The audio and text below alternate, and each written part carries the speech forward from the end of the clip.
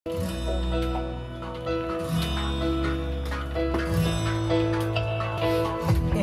day I turn my radio on, nakikinig sa my one and only radio station. Nasaan ba ako?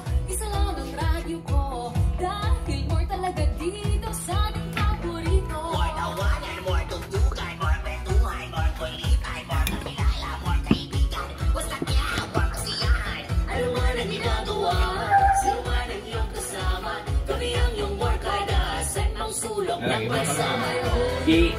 Ikapit yung Juniverse ang Kobe Bryant. Sino ang ginay naman tayo? Doon ito, abinaw ko.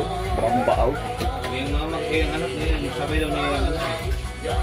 Hindi daw wapa yung anak kung nagulangan.